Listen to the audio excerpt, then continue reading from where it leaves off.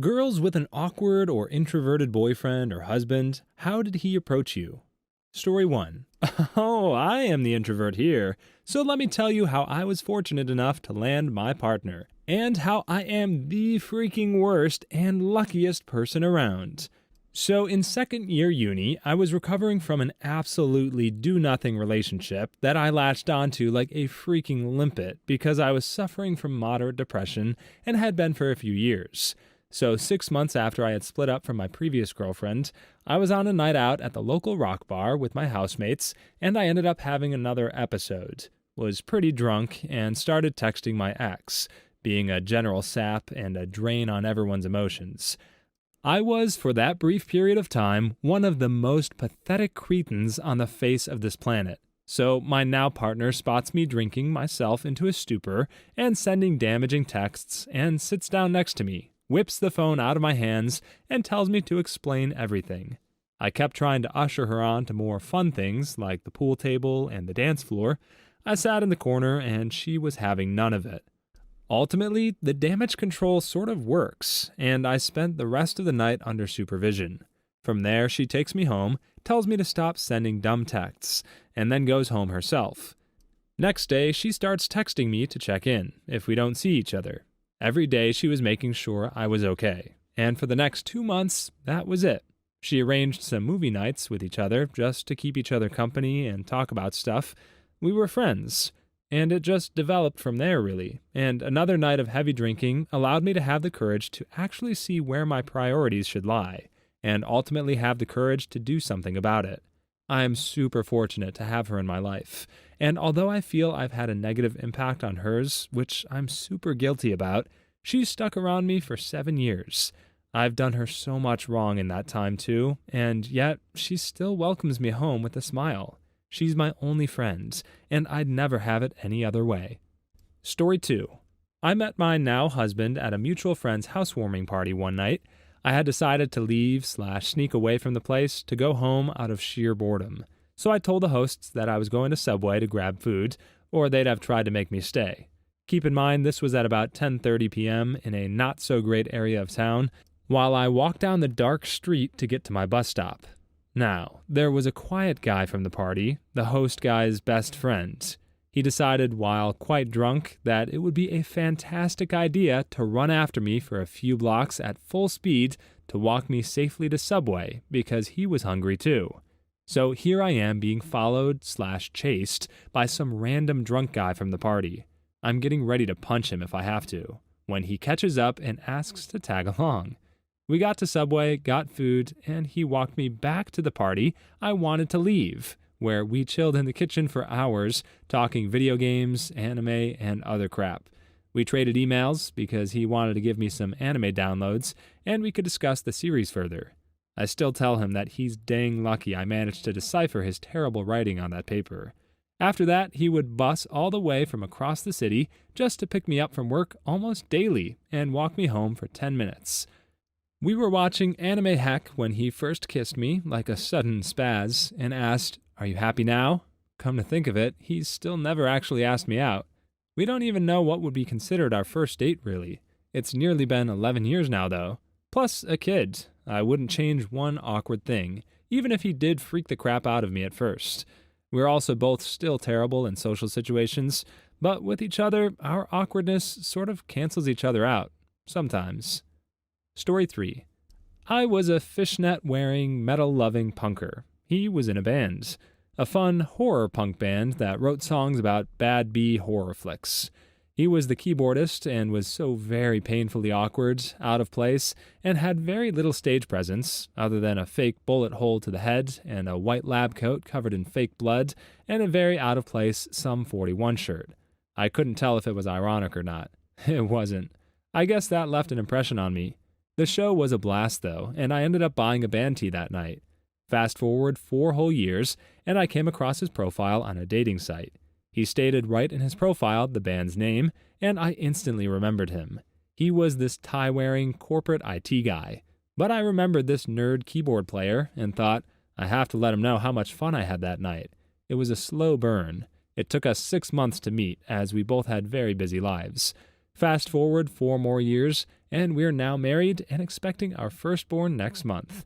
Ladies, go for the nerdy guys. He's the sweetest, kindest, smartest man I've ever known, and I couldn't imagine my life without him.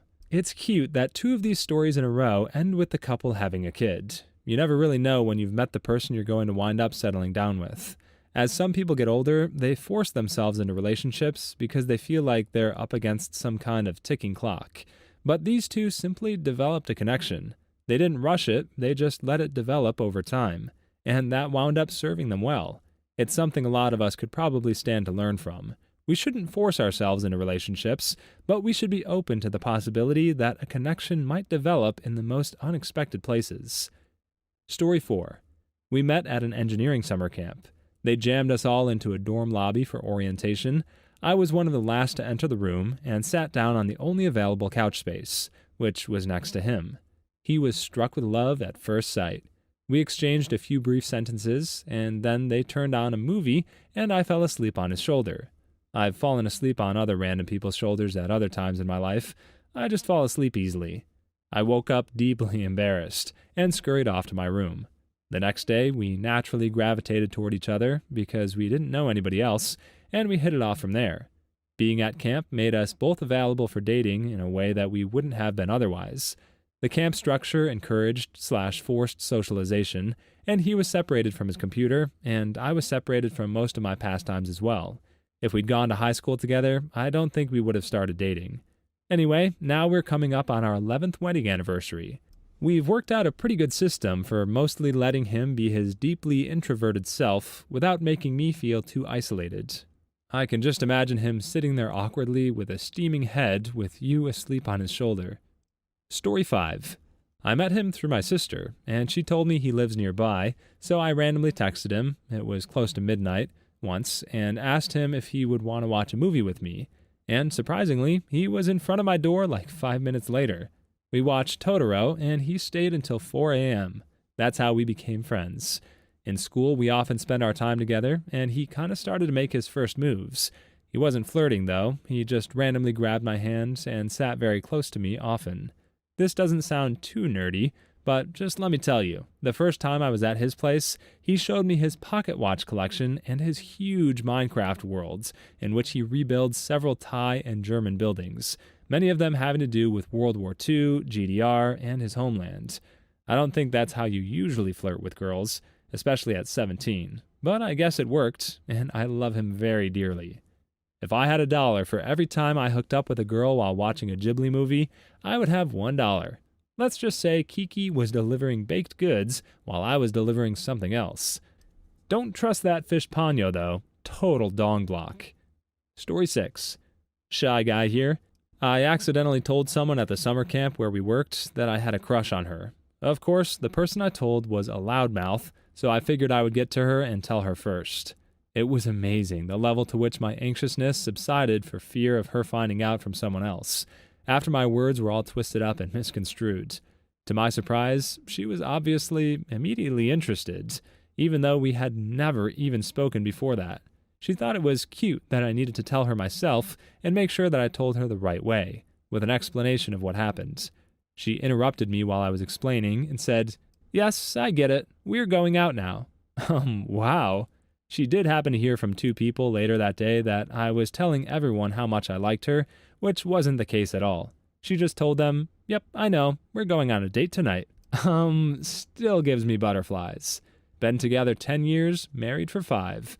Moral of the story, put aside shyness. Honestly, it's ridiculous. Be honest. Be true to yourself. Looks like my butt is off for summer camp. This commenter has a pretty good point. That makes 2 stories so far where summer camp won the day. In a way, it makes sense. You're trapped with the same people day in and day out, so it's easier to make deep connections in a relatively brief amount of time. If you go to school with someone and have a couple of classes together, you might get to spend an hour or 2 getting to know each other, and that's a generous estimate, considering that most of that time is spent focusing on class. But if you meet at camp, you can get to know each other as well in one day as you might get to know each other after 1 week or 2 in school. You could also kidnap someone and hope that Stockholm Syndrome kicks in, but summer camp's the better way to go if you don't want Lifetime to base a movie on your life. Story 7.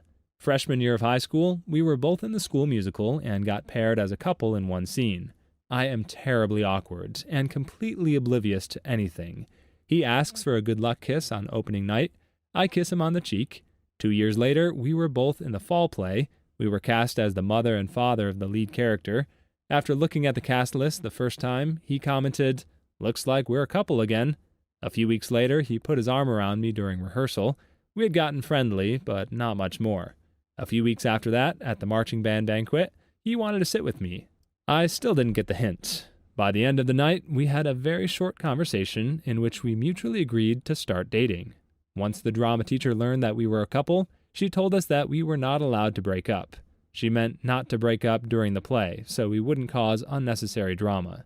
We took it at her word. It's been over 15 years since that fall, and we are still together.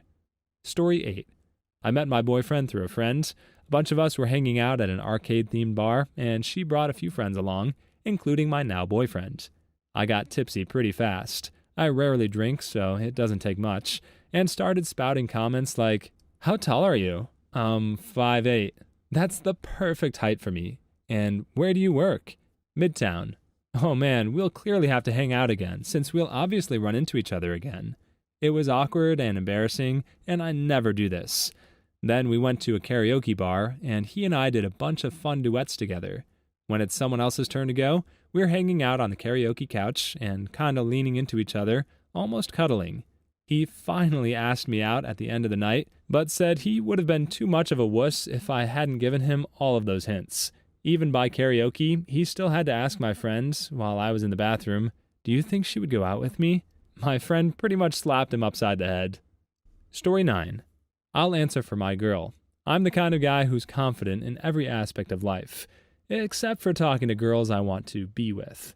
Luckily for me, I'm okay looking, so Tinder always worked, and I could at least pretend to be confident there. After a couple of crappy Tinder dates and a lot of matching, I matched with someone who said, "Sick of people not being able to pronounce my name." She was Irish, and so I proclaimed that I could pronounce her name. She retorted, "You're Irish. I'd be disappointed if you couldn't." We chat, realize we're a lot alike, both just moved to the UK, both don't know anyone here.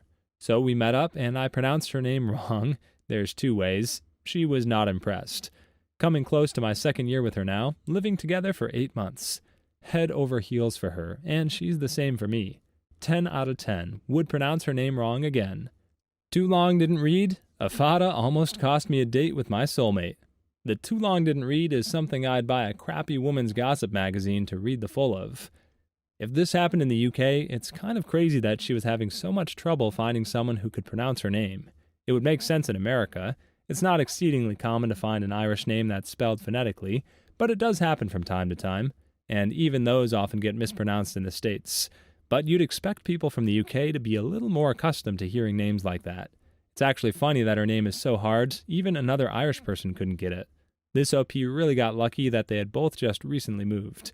It can be relieving to meet a new person right after moving, and it probably helped her overlook the awkwardness of their first date. Sometimes dating is a bit like Breaking Bad or BoJack Horseman. You have to sit through some garbage at the beginning if you want to get to the best parts. Story 10. Intro husband here went to a party that I didn't want to go to be a wingman for my friend. This girl he was trying to get with had a best friend who was the life of the party and center of attention, and I wanted nothing to do with her. I was chilling in the kitchen with the other introverts, and this girl kept asking me to hold her drink while she did something. Literally no other conversation than, "Hold my drink." I kept putting it on the counter, trying to ignore her, till she finally grabbed my hand and asked me to come outside with her. I did, and as soon as we went out, we saw her roommate passed out in the snow. I carried her roommate back to her apartment across the way and tucked them both in for the night and left. She got my number from her friend and texted me the next morning. Now we're 5 years and 2 kids later. She called dibs on you with that drink. Girls are territorial when at parties.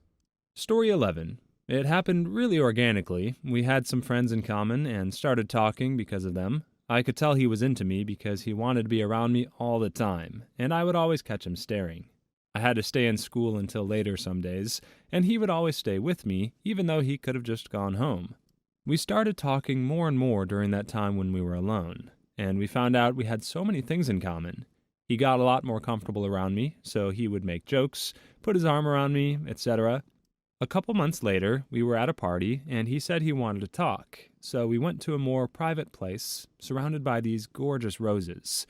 He was shaking, and his heart was beating so fast before he told me he liked me and wanted to be with me.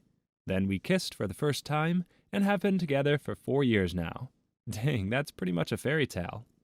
Please like and subscribe if you've made it this far. I hope you'll enjoy the rest of this video and have a wonderful day. Story 12. I'm the guy, not the girl, but she in fact approached me.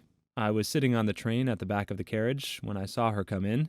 She looked as if she was going to sit at the front, almost all the seats were empty, but I saw her look up the back, and she appeared to change her mind.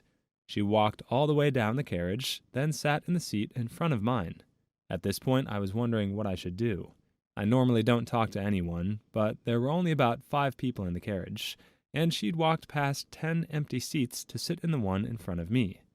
While I was still wondering whether I should talk to her or not, she turned around and started talking to me. We've been married for about 12 years now.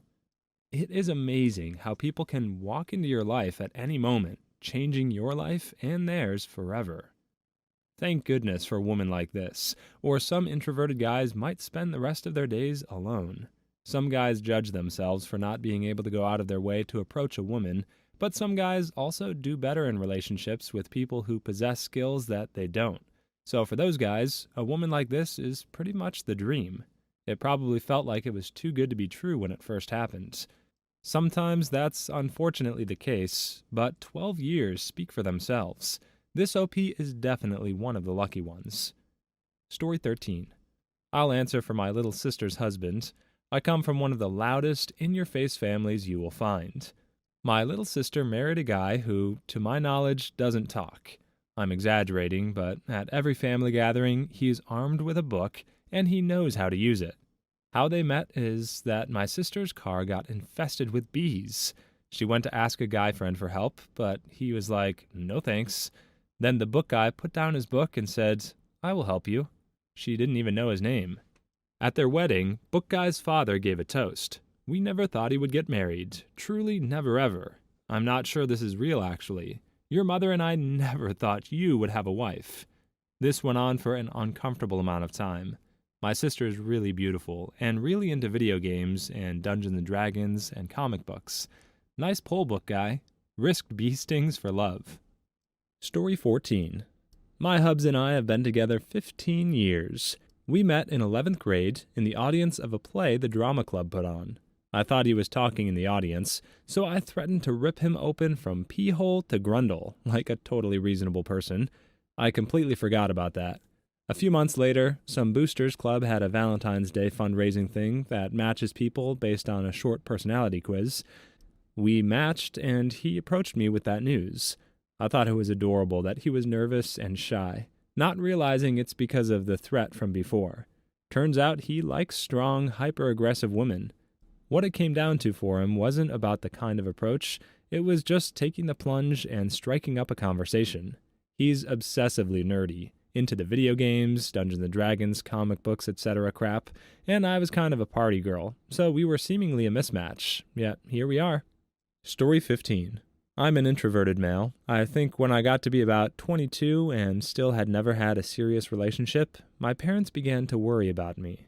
One day my dad said there was a nice young girl, 19 at the time, working at his office, and would I be interested in meeting her? At first I said, no thanks. But later that week, I went to church, and during the sermon, the speaker looked out over the congregation right into my eyes and said, "God has something special for you. Give him a chance to give it to you." I felt like that was almost an instruction to go ahead and meet this girl. So I called her, and we clicked. We've been married over 40 years now. I'm pretty sure that without this kind of prompting, I would not have been married. Your dad paid off the speaker to get you a wife ordained by God. That's some next-level wingmanning. I talked about some of these stories sounding too good to be true, but imagine God setting you up on a blind date. There are guys who can't even get their sisters to set them up on a date with a friend, but this OP has divine help landing his dates. I can't lie, it's hard not to just be slightly jealous.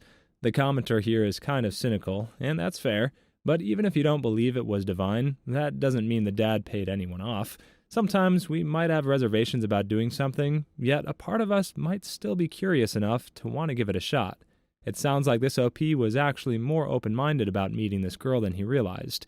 He just needed an extra push. Story 16. I'm the guy, but my best friend invited me to a concert and told me last minute he's bringing this chick he's into and not to blow it for him. So I go into wingman mode and just act like myself, because I don't have to impress her, and make small talk here and there. Apparently she didn't know he was into her and asked him for my number since she thought I was cute. She was supposed to move across the country in a week, so it was supposed to be a fun fling, but she came back 2 weeks later because she hated it, and we've been together 8 years.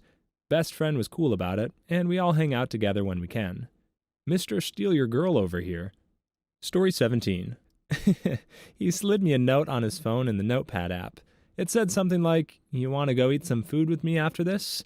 It was right in the middle of a math class lecture, and the professor was extremely controlling about having your phones out. This was to the point of yelling at you in front of the class or even kicking you out, which wasted so much time and money in my opinion. Anyways, she obviously noticed and freaked out, but I was too flattered to care. We kept smiling at each other the whole time she lectured us about having our phones out, and we eventually teamed up for the rest of the semester as study buddies. He's been my best friend for like 2 years and boyfriend for 1. Story 18. Awkward boyfriend here. I was best friends with her for 2.5 years. I was undoubtedly in love with her, and I couldn't really go not admitting it anymore. I was telling my other friend, I need to tell her, and my friend just kept saying, tell her, tell her, tell her, and bugging me, so I just turned to her and said, hey man, I think I'm in love with you. And she said, oh, I love you too. And I said, nah, like for real, like non-friends and all that. And she said, yeah, I know, I'm not stupid, I love you too. It's been 1.5 years since, and we're going very strong. Story 19. She approached me, which I think is pretty standard for shy people. Even still, it took a lot of hints for me to get it. Hey, we should study sometime. Okay, cool. Hey, here's my number with hearts used to dot the I's in my name, for studying. Ah, okay, thanks. What do you think of my new outfit? I kind of want to go out in it. Looks great. Have fun. I want to go out with you. I actually find it pretty hard to trust this OP. It sounds like he's really dense and missed a lot of obvious signs, but that's not necessarily always the case. Guys who get friend-zoned sometimes think they have a chance because of really similar behaviors that they did take as signs. For instance, some girls just dot their names with hearts, or sign their names with X's and O's because they think it's cute. Some women will ask guys they trust for outfit advice. Ultimately, if you like someone, don't tell them through hints. It doesn't do anything for anybody that good old-fashioned communication wouldn't do better. Story 20. I will answer this for my missus as well.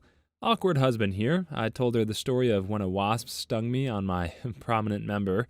I have no idea what it's like to have a filter, as I have absolutely no shame, also because I really don't care what people think about me. I am awkwardly comfortable telling people anything. You can't just say you got your dong stung by a wasp and not tell us the story. Story 21. He stood by my desk every morning looking sad and desperately trying to come up with small talk that wasn't about bagels. Then he checked what I was doing every day as he headed out to lunch. It was obvious he was trying to do the impossible, talk to the human female. I eventually put him out of his misery and gave him my number and told him to take me out to lunch when I got back from a trip. Story 22. I kinda placed myself beside him and loudly talked about loving video games because he was playing on a console set up in our college game room. He asked if I wanted to play video games together, and so I swapped numbers with him. I spanked his butt in Halo, then I let him spank mine. Heyo! Story 23. We had been classmates in college for like a year, and I never saw him speaking to anyone. He told me he saw me reading manga on my phone, and that gave him courage to talk to me. He just asked which one I was reading.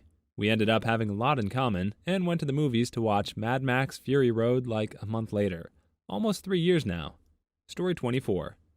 I'm going to speak for my girl here. I just messaged her on the dating app after we both liked each other. She was warned, though. My profile said, "You want a bad boy? I'm bad at everything." And after 2 months, I've rejected one offer to meet up. We did actually meet. Never been happier before. That is the best pickup line I've heard in a long time, probably ever.